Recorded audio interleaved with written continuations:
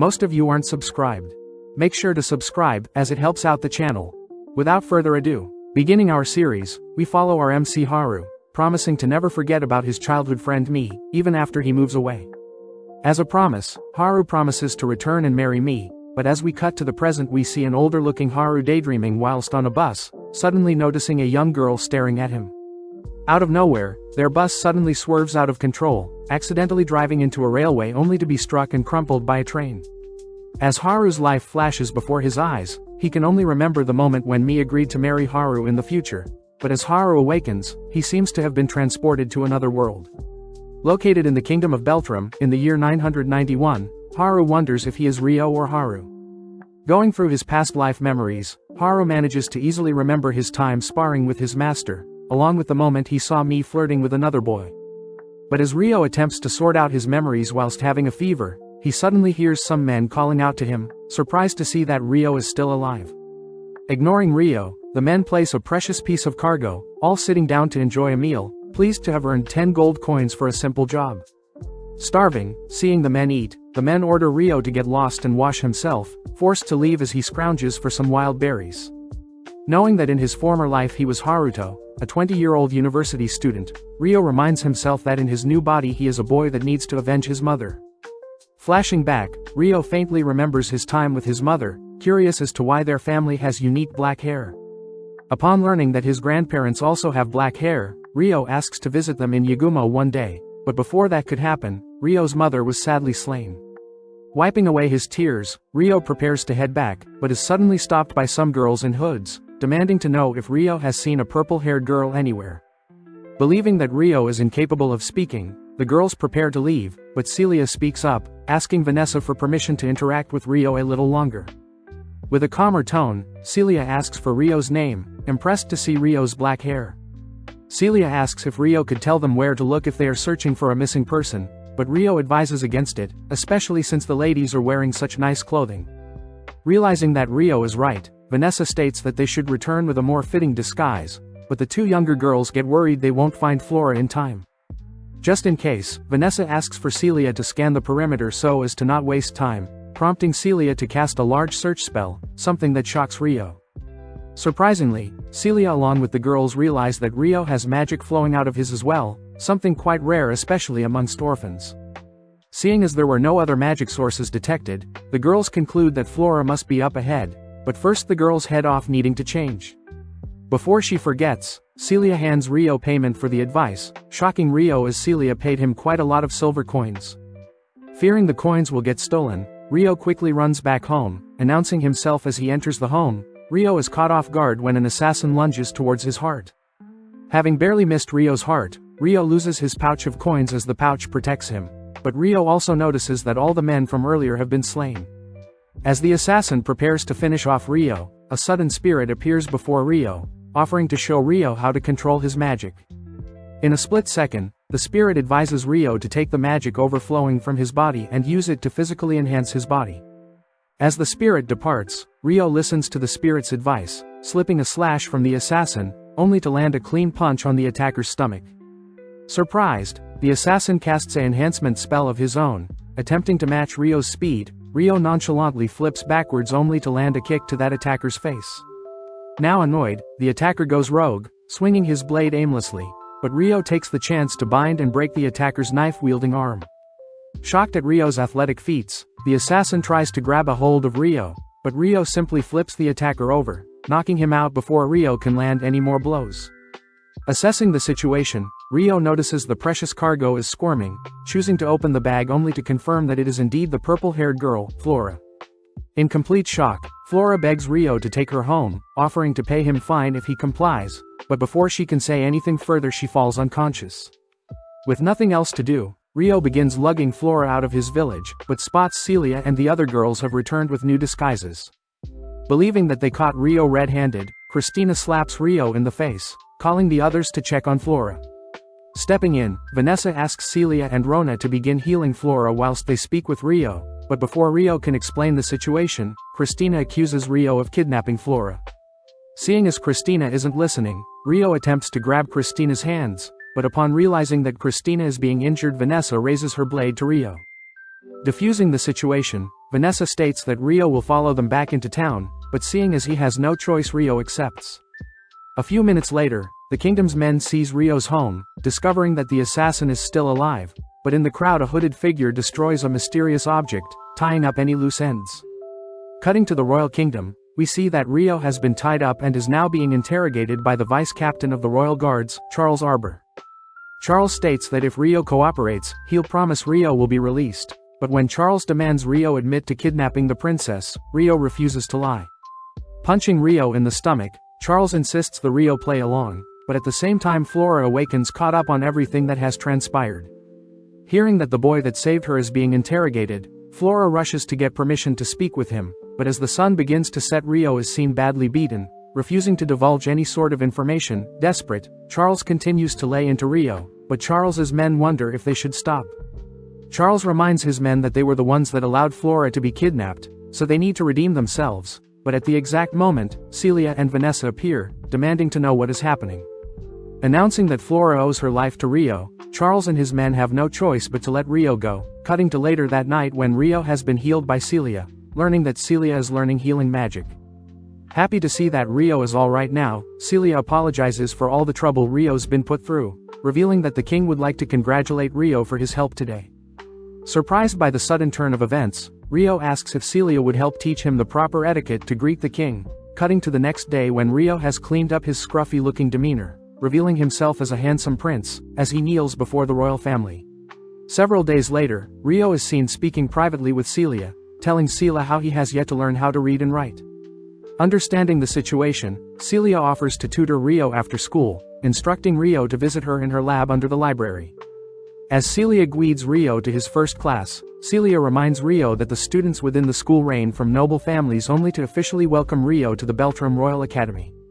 With Celia introducing Rio to everyone, all the students immediately gossip about how a boy from the slums had saved a member of the royal family and henceforth was allowed into their prestigious school. Flashing back, when Rio had kneeled before the royal family, the king had thanked Rio for saving his daughter, offering to sponsor Rio and grant him a scholarship to attend the Royal Academy. With Rio introducing himself, Rio is immediately mocked and laughed at, but as class starts, Rio is forced to sit at the front alone. Kicking off the class, Celia asks everyone to attempt to solve the problems she's written on the board, but as Rio attempts to work on the problems, Celia reassures Rio that he doesn't need to push himself since it's his first day. After school, Rio goes in search of Celia's lab, knocking on her door only to spot a frantic Celia answer the door. Seeing Celia shaken up, Rio realizes Celia forgot about their private lessons, but Celia still warmly welcomes Rio into her messy-looking room. Seeing all the books scattered around, Rio wonders how old Celia is, shocked to hear that Celia is only 12 years old but has already graduated high school. Working through the afternoon, Rio impresses Celia as he solves simple multiplication and division problems, something only Princess Christina is capable of as well. Seeing as in his past life he was a university student, Rio made quick work of the simple problems, making Celia curious as to where Rio learned such a thing. Rio mentions how his deceased mother also helped teach him things, but Celia changes topics, offering Rio some tea to stop Rio from thinking about his deceased mother. Wrapping up the first day, Celia asks if Rio had any issues on the first day, but holding back his opinion on the others bullying him, Rio simply asks for book recommendations for him to learn how to read. The next day, the students are given combat lessons, but the instructor chooses to teach Rio independently, asking Rio to try landing a strike on him.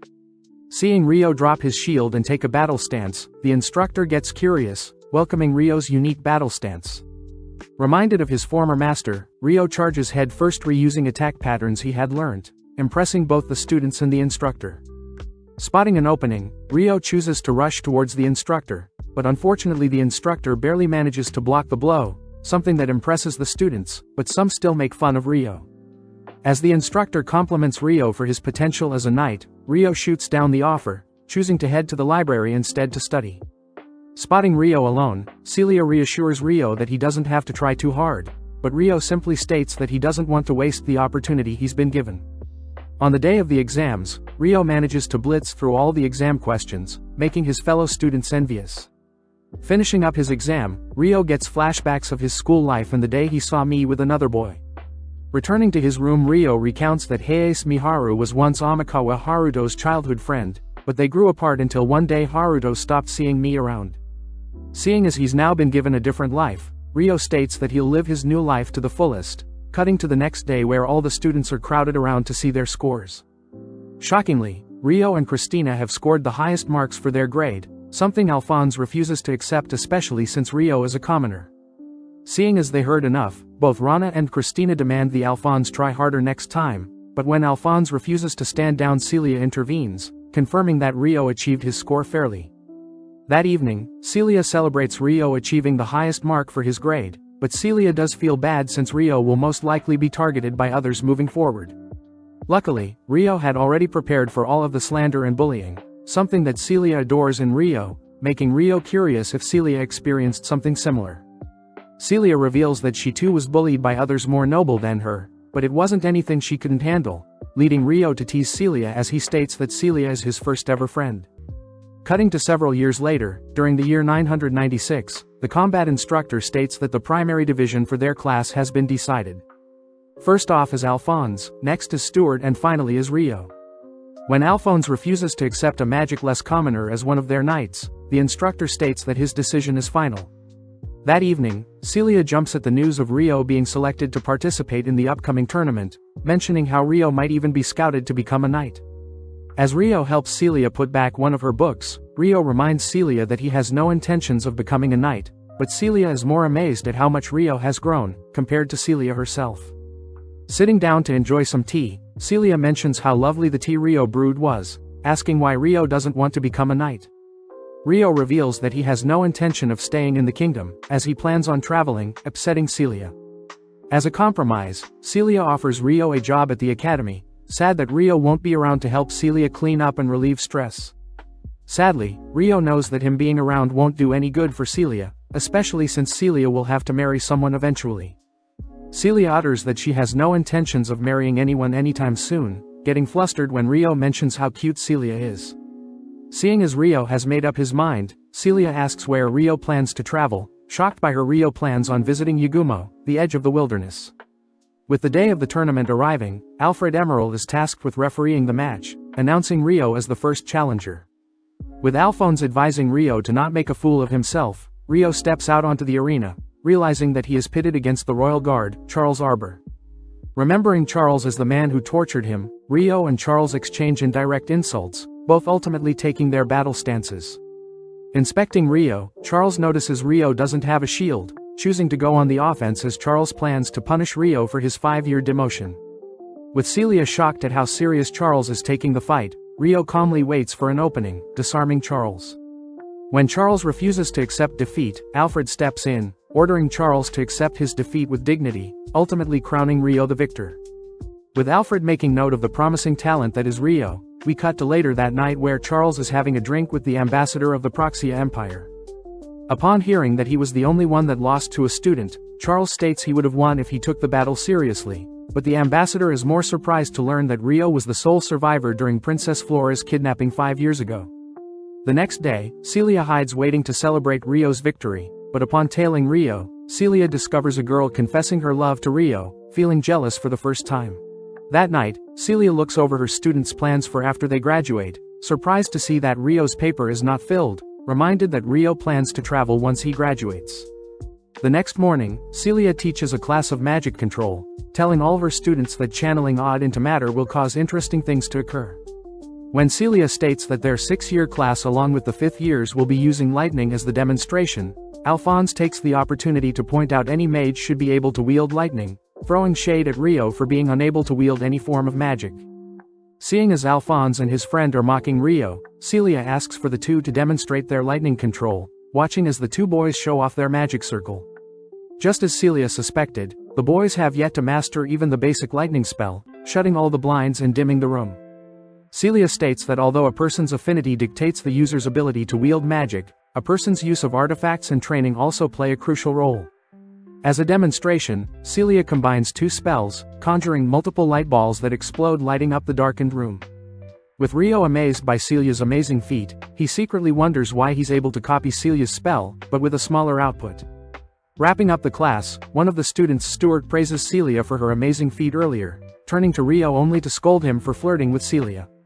Not wanting any trouble, Rio apologizes all whilst Flora watches, but Celia steps in, asking Stuart to stand down and not make a fool of himself.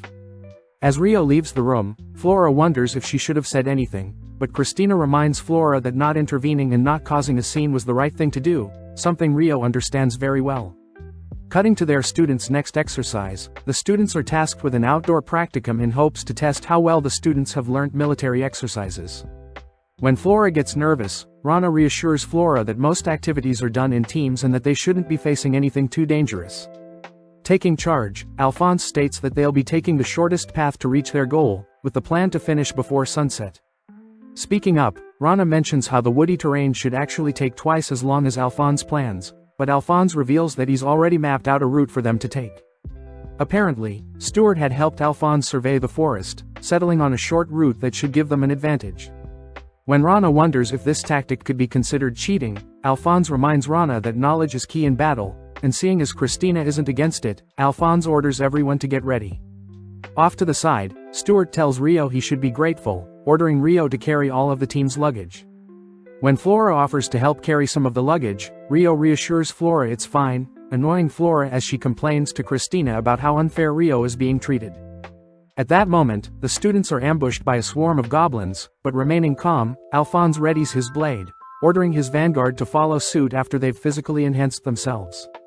Easily slaying the swarm, Alphonse thanks his men, ordering Rio to stop dozing off as Rio seems to have sensed something nearby. Having witnessed everything, a shady hooded man wonders if he should use the opportunity to test Rio's true capabilities. As the gang of students reach the end of their map, Alphonse suddenly realizes that they are standing before a cliff, shaken as he wonders if the map was wrong. When the students begin pressuring Alphonse to make a decision, they all suddenly spot several orcs appear, all beginning to panic. As Alphonse tries to calm everyone down, Stuart is suddenly cut by one of the orcs' spears, stuttering around only to accidentally shove Flora off a cliff. Reacting fast enough, Rio physically enhances his body, leaping towards Flora, only to push Flora back onto the cliff as Rio himself free falls down. Having been saved, Flora worries about Rio, but Christina and the other students finally shake off their nerves, getting into formation only to slay the rogue orcs. Back with Rio, he's seen perfectly fine, having used some last-second wind magic to soften his fall, but Rio does mention how use of magic is quite peculiar, wondering if the spirit he met long ago was the cause of this. Seeing as Rio should head back to the group, we cut to Stuart who seems to be interrogated for pushing Flora off the cliff. Guilty, Stuart instead spins up a lie, stating that it was actually Rio that pushed Flora, something that Flora disagrees with. Sadly, since they have no time, the students agree that they should find their way out of the forest first and return with a search party for Rio, but Flora is very against it, stating that she'll go and find Rio herself if no one is willing to. Out of nowhere, a massive beast appears from the forest, prompting Christina to attempt to shoot it down with some lightning, but the beast nonchalantly deflects the projectile. Taking charge, Alphonse orders the rearguard to enhance the frontliners, watching as the vanguard charge towards the beast, but sadly the beast swat away the frontline with ease. With no choice, Alphonse orders for a retreat, reassuring Christina that Flora must have escaped already, but it turns out that Flora had stayed and is instead healing an injured student. Discovering Flora's location, the beast slowly makes its way over to Flora, but before it can reach out to Flora, Rio appears severing its arm. Buying time for the princess and the injured student to escape, Rio runs circles around the monster, wondering why he blew his cover to save Flora. As Rio goes on the defense, he patiently waits for an opening, leaping forwards only to decapitate the monster with a single slash. Hearing the other students nearby, Rio decides to leave first, running through the forest all whilst the hooded man recognizes Rio's black hair as a user of the spirit arts. That evening, Celia heads to the headmaster's office to report her findings on old monsters, but before she can knock, she overhears that Rio is nowhere to be found. Charles begins defending Stuart's name, advising the headmaster to prioritize the safety of the students over a mere orphan boy, something the headmaster agrees with as they all agree to blame the incident on Rio. That night, Celia can't help but think about Rio's well-being, completely infatuated when she hears Rio's voice, rushing to embrace him. As both sit down, Celia feels sorry for Rio, as he is now blamed for something he didn't do, but Rio reassures Celia that it was inevitable especially since he is not of noble status. With Celia confirming that Rio will be heading to the Yagumo region, Rio promises to write letters to keep Celia updated on his adventures, uttering that he'll be using the alias of Haruto to send these letters. With nothing else to say, Celia asks that Rio come back one day, but as Rio leaves, Celia cries that she'll be waiting for Rio's letters and his return. At the same time, we see Charles visiting a strange person, giving them the scent of Rio only to order for Rio's assassination. As 3 days passed by, Rio began writing his letters to Celia, having made it to the market town Amand within the Galark Kingdom. Heading towards the city gates, Rio checks to see if he is among the wanted list, relieved as the news for his capture has spread too fast. As Rio heads through town, a mysterious figure can be seen tailing him, but when Rio turns to check, he doesn't see anyone, brushing it off as his paranoia. Passing a stall, Rio gets intrigued hearing that they sell pasta, a dish created by Lady Lissalot, the governor of Amand. Seeing as the pasta dish is similar to the noodles in the previous world, Rio decides to order a bowl, feeling nostalgic with every bite. Continuing on his journey, Rio knows he must head to Yagumo, but stopping at a nearby guild, Rio reasons he should at least purchase some noodles for his long journey. Right outside of the Merchants Guild, Rio overhears people selling meat menju, something Rio also recognizes from his past life, but upon heading into the Rika Merchant Guild, Rio is asked to take off his goods and weapons. Happy to comply, Rio asks where he can store them, surprising Lot, who notices that Rio has black hair. As his personal escort, Lot shows Rio around the place, helping him pick up and order various items from their store. Asked to wait a bit, Lot and her associate pack up the items Rio ordered, worried that it may be too heavy to transport, but Rio reassures them he is quite strong. Seeing the way Rio sips on the black tea, Lot wonders why Rio enjoys black tea so much, impressed to learn that Rio picked up the habit from a friend. As Lot and Rio chat a bit more, Rio takes the chance to write a letter, informing Celia that he won't be able to write any more letters whilst in the Strahl region. With Rio heading off, Lot's full name is revealed to be Lissalot and her associate's name is Cosette. Making his way through a forest, Rio stumbles upon a wounded girl, choosing to check up on them, but suddenly senses something is off. Right on cue, the injured girl tosses a poison dart at Rio, forcing him to tank the shot, only to kick the girl away. Assessing the girl, Rio notices her to be a beast person, but Rio neutralizes the poison. Surprised, the girl leaps forward with her blade, aiming at Rio's head, but Rio manages to evade, retaliating with some projectiles of his own. Impressed by the girl's speed, Rio realizes the girl is now only layering a movement buff, both rushing each other. As Rio fends off the girl's advances, the girl wonders how a mere human could match her speed, but seeing as the girl is too focused on his blade, Rio takes advantage by disarming the girl with his fists. Attempting to retaliate, the girl lunges towards Rio's body, but having lured her in, Rio finally manages to pin the girl down, but out of nowhere the girl begins to act strange, calling out to her mother for help. With no other choice, Rio puts the girl to sleep, tying her up only to realize the girl has been wearing a collar of submission. Having read up on such a collar in the past, Rio manages to replicate a spell to dispel the collar, but Rio can't help but feel some familiarity with the girl. Flashing back, the girl's name is revealed to be Latifa, but as she wakes up she mentions how in her past life she was named Endo Suzune, a name Stuart, her slave owner, doesn't recognize. Growing up, Stuart would force Latifa into submission with the cursed collar, something Latifa grew to submit to. Having woken up, Latifa is on edge around Rio, attempting to break out of her binds but no luck. When Rio states that he only wants to talk, Latifa gets flashbacks of Stuart torturing her, but Rio reassures Latifa that the collar controlling her has been removed, bringing Latifa to tears.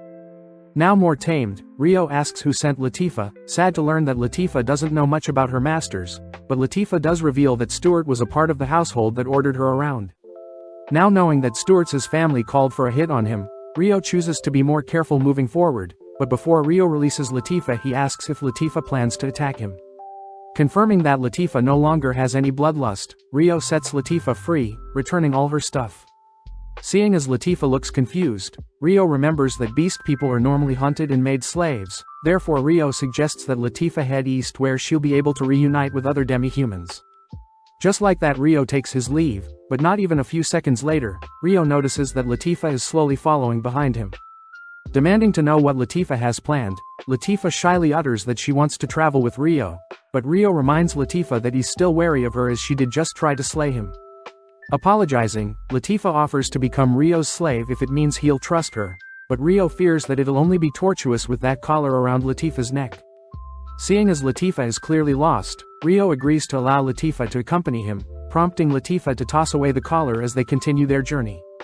As a quick break, Rio whips up a quick sandwich for Latifa, finding it adorable that Latifa is treasuring her first genuine meal.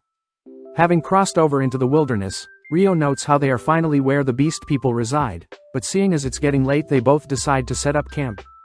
With Celia receiving Rio's most recent letter, Latifa is seen recognizing the pasta Rio crafted, making Rio wonder if the girl is also from Japan. As the two eat their fill, they clock out for the night, but Rio overhears Latifa uttering that she wants to return home to her family in Japan. Comforting her through the night, Latifa awakens beside Rio, flustered to see Rio resembles the boy on the train with her. When Latifa tries calling Rio her big brother, Rio awakens, scaring Latifa as she bumps her head.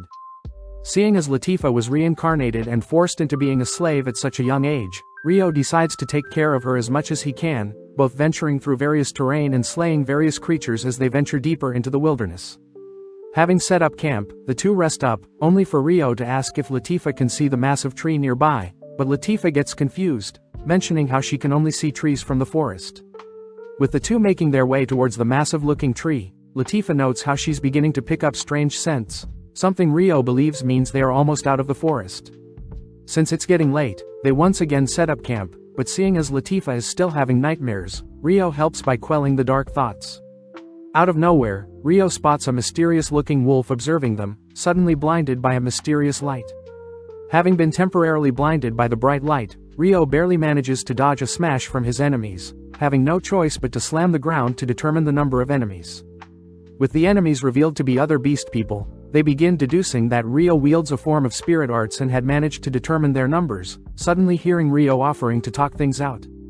With Uzuma the winged girl worried about Rio's intentions, Seirei their leader reasons that they should hear Rio out, asking Orphea and Alma to investigate Rio's campsite. As Seirei speaks with Rio, Orphea and Alma suddenly realize that Rio has put Latifa to sleep with a spirit art, alerting Uzuma as she instantly rushes to strike Rio down. As Rio attempts to heal himself, the girls grow even more surprised at Rio's capabilities, but seeing as things have escalated, Seirei declares that they'll be taking Rio in for an investigation.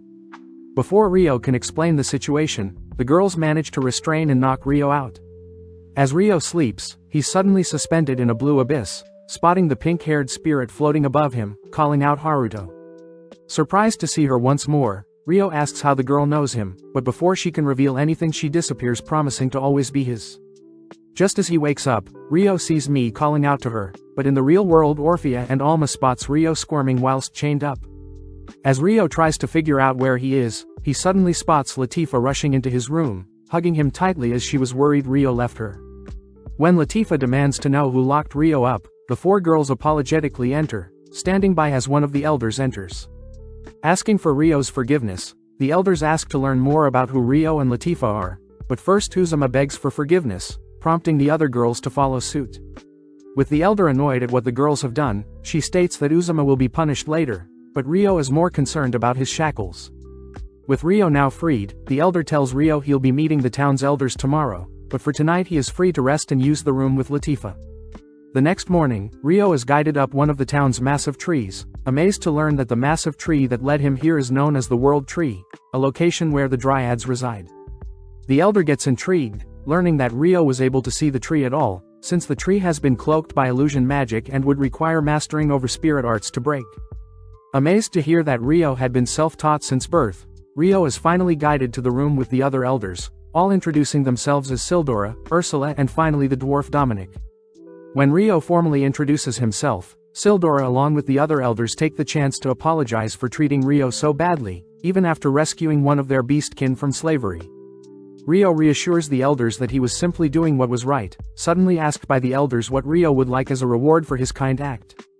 Rio initially asks for Latifa to be given a home in their village, but when Rio hears that the elders were already planning on doing so, Rio asks if he can stay in the village alongside Latifa for a bit.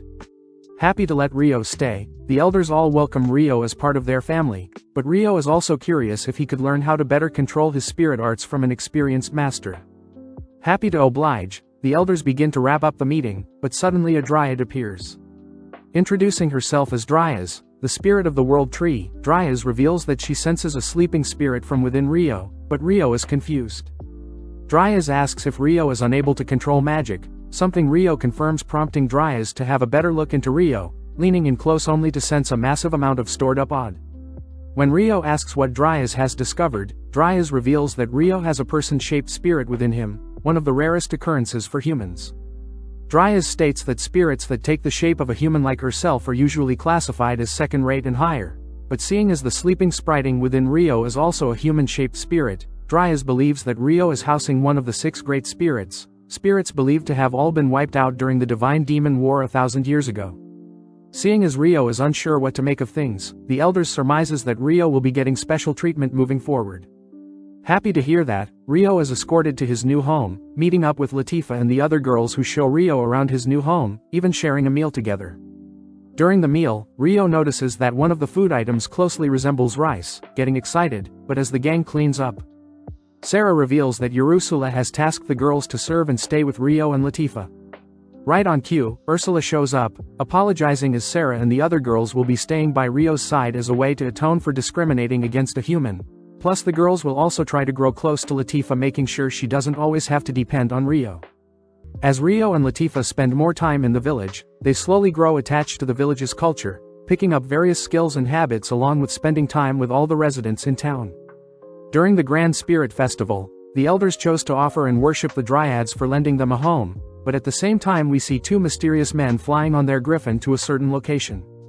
Having landed, the adventurer waits outside for the hooded man, revealed to be Reese.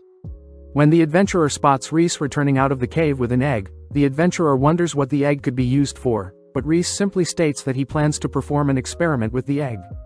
As Reese mounts the griffin, the adventurer clings onto the egg, but unknowingly to the adventurer, Reese had planned for the parents of the eggs to follow close behind them. With it already being 1 year since Rio and Latifa joined the village, the elders announce Rio and Latifa as sworn members of their village, both receiving a blessing kiss by Dryas. As the village parties throughout the night, Rio wounds up surrounded by some ladies, but Orphea and Sarah in their drunken state can't help but feel Rio is still wary of them. Seeing all the commotion, Alma joins in, asking Rio to relax, especially now since they're all family. Realizing that he was a little stiff, Rio apologizes, promising to be more approachable. Changing topics, the girls rush to stock up on more drinks, something Latifa wants to watch, but seeing as Latifa has grown closer to the others, Rio reasons with Ursula that it's about time that he tells Latifa the bad news and finally leaves the village. At the same time, we see that Reese and the adventurer have settled down for the night, but just in case Reese states that he'll be quickly surveying the area. For safety, Reese has the adventurer swallow an artifact, instructing the man to escape with the griffin if something bad were to happen. With Reese disappearing into the forest, he takes flight, confirming that the monsters following them have finally caught up to their location, curious as to how everything will transpire. At the same time, Rio and Latifa are out on a midnight stroll, but after walking long enough, Rio stops to ask if Latifa is enjoying her time in the village. Happy to hear that Latifa considers the village her home, Rio sadly utters that he'll need to leave the village soon, refusing to allow Latifa to follow him since his next journey will be dangerous. Frustrated, Latifa runs off, but cutting to the elders, they inform Sarah and the girls that there has been a strange breach in their home barrier.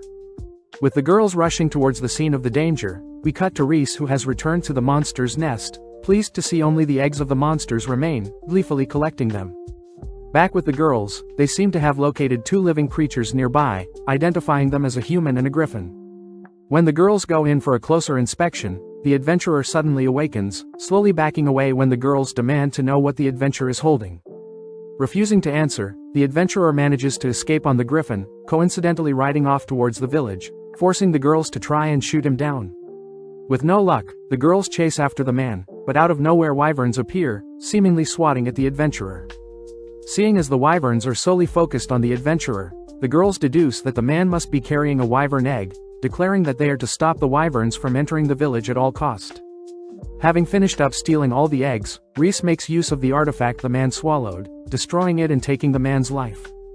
Seeing the man fall, Sarah instructs Alma to take care of the wyverns, lending Alma her bond spirit. On the ground, we see Latifa has accidentally stumbled onto the corpse of the man along with the shattered wyvern egg, horrified when she spots an enraged wyvern land beside her. Back in the village, the residents run for cover, alerting Rio as he learns that wyverns have entered the village's forest in the exact location where Latifa ran off into. Able to barely evade and dodge the wyvern's lethal slashes, Latifa cries for help, giving Alma enough time to intervene and protect her. When Alma's basic strikes fail to harm the wyvern, Alma calls for her spirit bond lion, combining the lion's fire attack and the wolf's ice magic, but even with such a powerful combination, Alma is easily knocked aside by the wyvern. Suggesting that they both flee, Latifah realizes that Alma is their last line of defense before the wyvern reaches the village, so Latifah chooses to distract the wyvern to buy Alma some time. Before Alma can complete her incantations, the wyvern manages to corner Latifah, but before Latifah can be squished, Rio appears bringing Latifah to safety. Seeing as Latifah isn't hurt, Rio charges directly at the wyvern, beating and bashing the monster with his fist. When the wyvern releases a breath of fire, Rio simply counters with some wind magic, but when the wyvern charges up another breath, Rio capitalizes by closing the wyvern's mouth, having the breath harm the wyvern from the inside out. Having defeated the black wyvern, the girls realize that the remaining wyverns have begun to flee, impressed to learn that Rio single-handedly took down the pack leader. The next morning, Latifah apologized for running off during the previous night, admitting that she was simply scared she would never get to see Rio ever again. Understanding Celia's feelings, Rio reassures Latifah that he'll always treasure Latifah as his little sister, something Latifah is very grateful for.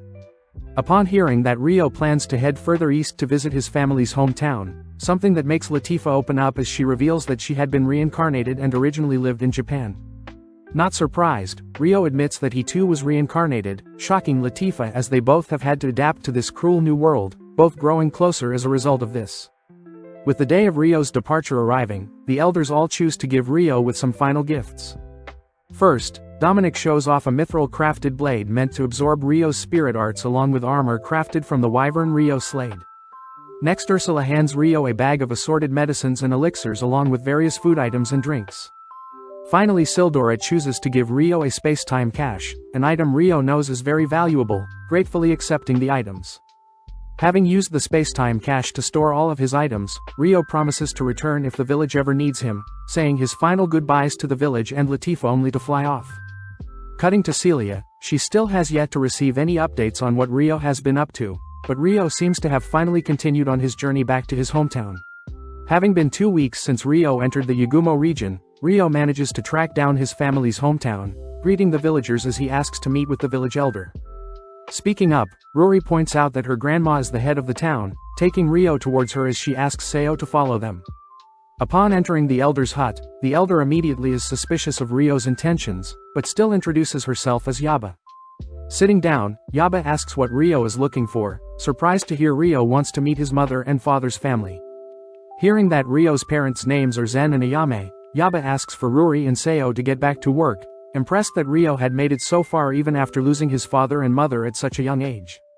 Rio reveals that he would like to hold a proper burial for his parents wherever their hometown was, something Yaba appreciates as she reveals that she is Zen's mother, making Rio her grandson. Speechless, to have finally met his father's mother, Rio and Yaba head to existing graves for Rio's parents, kneeling down as Rio declares he's finally home. Yaba mentions how these graves were constructed not too long after Rio's parents left town, hinting at a reason for the village to suspect Rio's parents wouldn't make it back to the village alive. Yaba promises to tell Rio the secret if Rio's lives with them for a while, something Rio isn't against, especially since his only family now is Ruri, who is Rio's cousin, being 15 and 1 year older than Rio. With Yaba promising to keep Rio's ancestry a secret, Yaba heads home first, but soon after collecting his thoughts, Rio heads to stay with Yaba and Ruri. Enjoying dinner together, the next day Rio wakes up early, offering to make dinner. Upon greeting Ruri, Rio swiftly diverts his eyes, flustering Ruri as rushes to change out of her revealing fit. Tasked with making the main dish, Rio overhears that Seo and Shin will be joining them for breakfast, impressed to learn that Ruri and Yaba can both use spirit arts. Showing off, Rio conjures hot water with his own spirit arts, impressing Ruri, as they manage to whip up a feast for breakfast. Greeting Shin and Seo, Shin is revealed to be Seo's older brother, both siblings being very close with Yaba's family. Digging into the meal, Shin is amazed by the feast Rio cooked up, stuffing himself only to lay down. After breakfast, Yaba asks for Shin to take Rio to Dola, asking for Shin to help Rio to become a hunter. Shin points out that being a hunter is no easy task, but hearing that Rio is more gifted than he looks, Shin orders Rio to accompany him on Rio's first hunting job.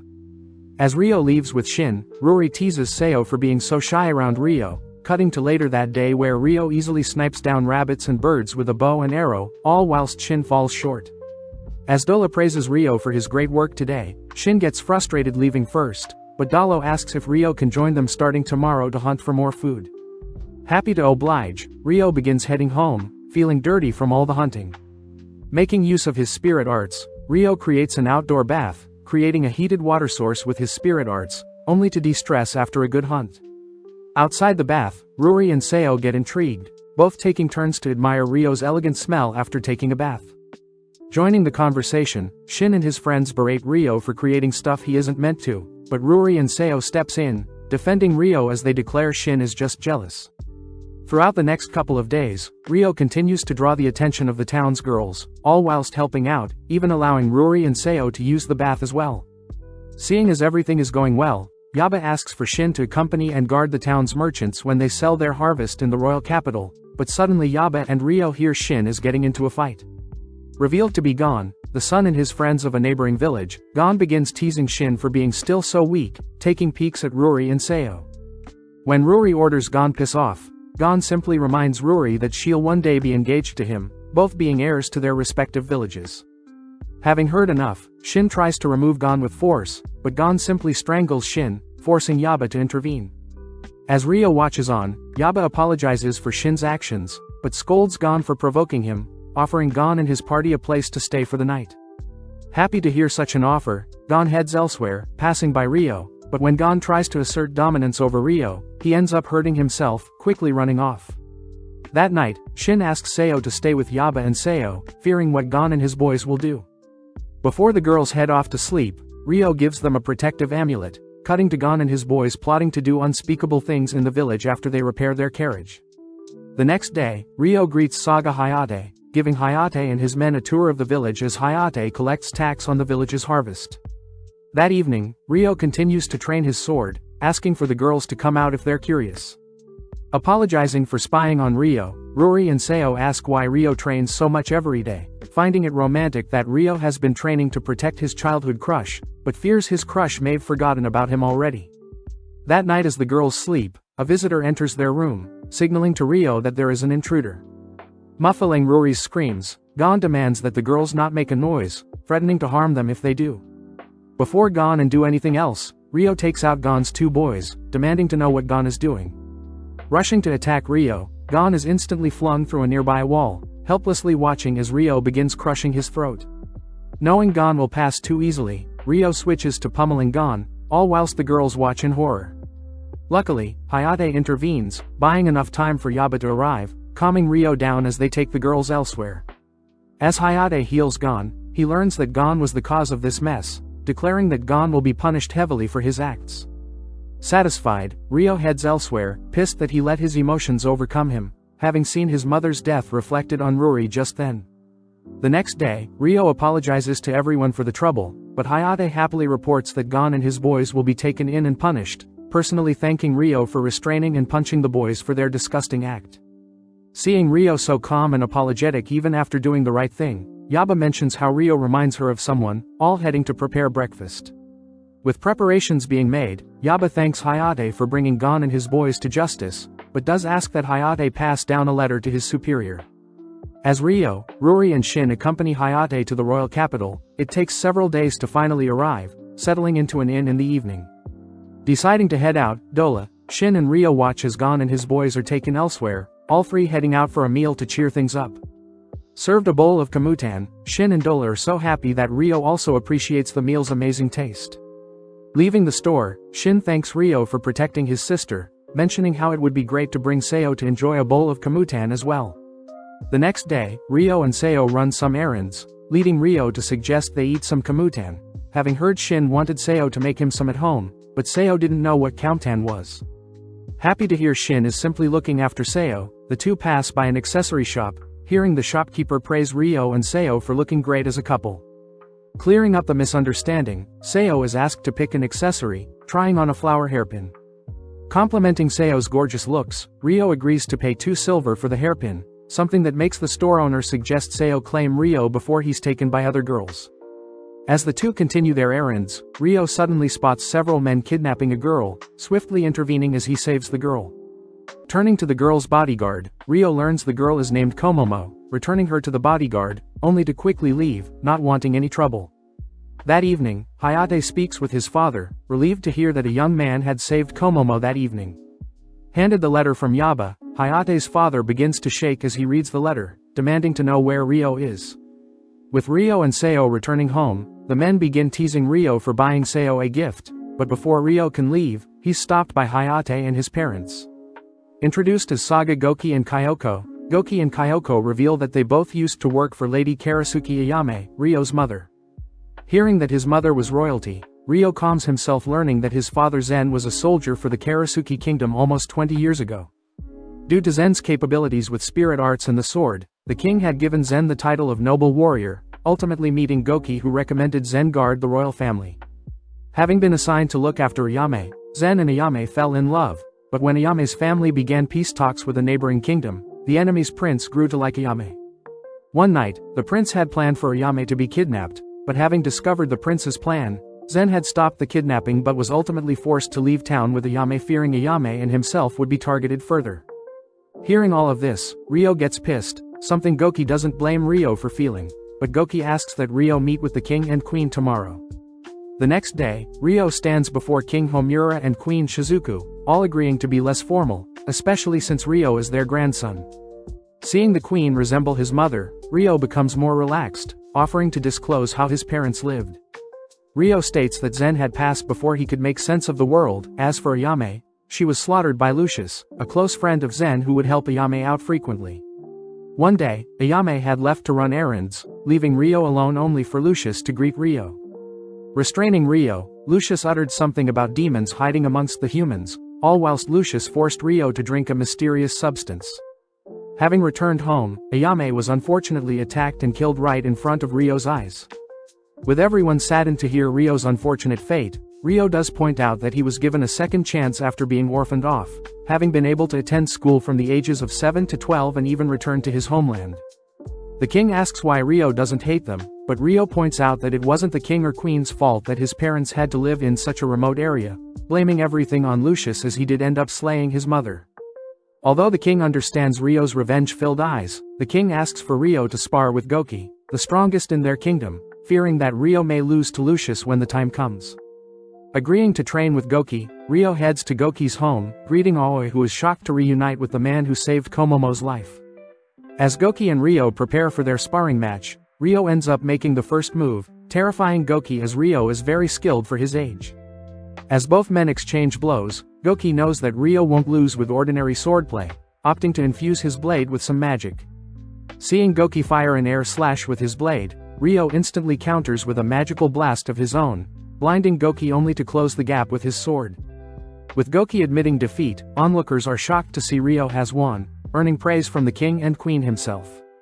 Seeing as Rio won't be staying in town for long, Rio asks for permission to reveal his heritage to Ruri, something the king isn't opposed to. As a few more days pass by, Seo and the party return back to the village, all whilst Rio visits his parents' graves once more, promising to do what he knows is right.